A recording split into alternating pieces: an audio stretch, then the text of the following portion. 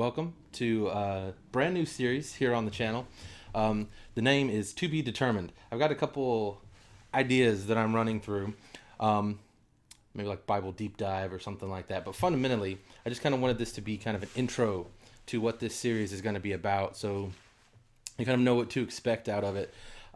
Basically, what this series is going to be is just diving into the scriptures. It's going to be not necessarily a how to do a Bible study, but it's kind of going to be bringing you along on Bible studies that I am doing, that I'm conducting, that I am preparing for, or sermons that I'm preparing for. So like sermon prep and things like that. But I want it to be a resource.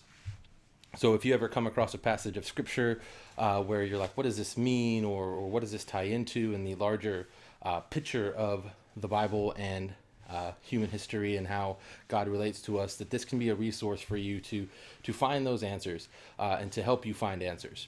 So I just want to talk a little bit about what resources I will primarily be using. The first and foremost is the Bible.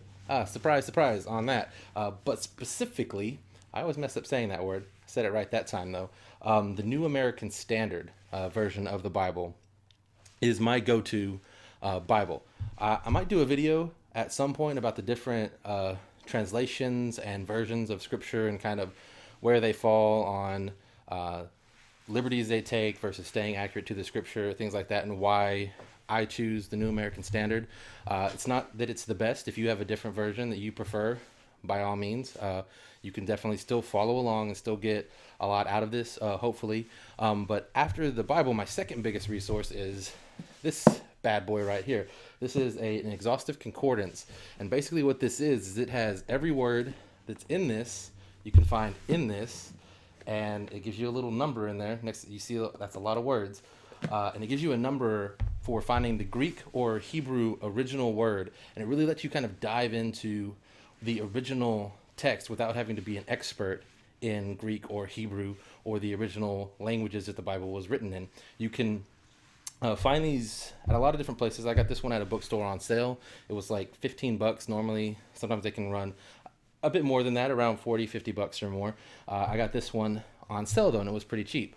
You can find these at used bookstores, and they make them for different versions of the Bible. This one's for New American Standard. I don't know if that's on camera, but New American Standard.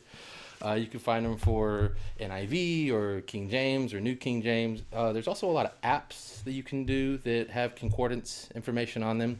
I like the tactile kind of having the books in my hand and the ability to flip back and forth without having to like get on my phone and open different tabs and all that stuff. Really, when I'm sitting down to study the Word, I like to have physical objects in my hand. A physical notebook, a physical Bible, a physical concordance. After those, I do use my phone for research.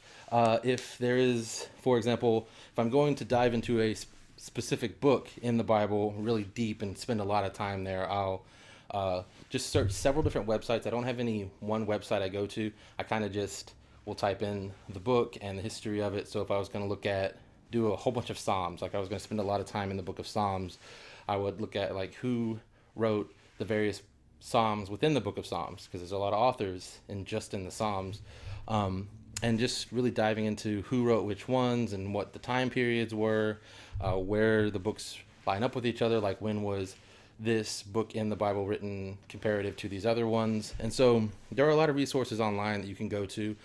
Some of them are good. Bible Gateway is not a bad one. There are a few others. You might be asking now, is this only for Christians? No. If you are not a Christian and you're just curious about the Bible and what it says and what it teaches, then hopefully these videos will help you as well to really see the Bible in a more complete and textual way. I don't think that anybody should really dismiss something without knowing what that thing is. Just a little bit about me, I've studied religion. Most of my adult life has been spent studying religion and not just Christianity. Before I was a Christian, I looked into several different religions, Islam, Hinduism, Buddhism, and then when I settled on Christianity based on a lot of different factors, might make a video about that too, really diving into it, but I didn't dismiss the others without knowing what they actually taught.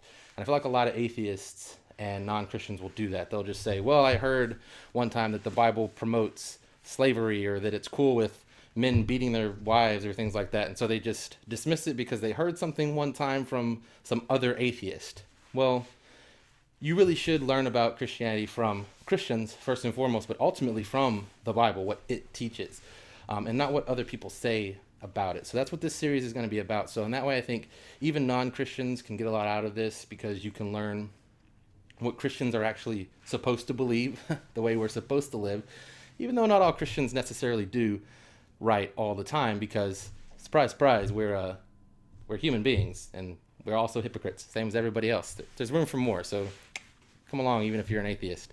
But that's basically the kind of setup for this series, kind of the introduction.